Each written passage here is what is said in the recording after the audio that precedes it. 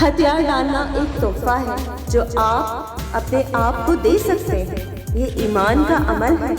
ये कह रहा है कि अगरचे मैं ये नहीं देख सकता कि ये दरिया कहाँ बह रहा है, मुझे यकीन है कि ये मुझे सही सिमत में ले जाएगा।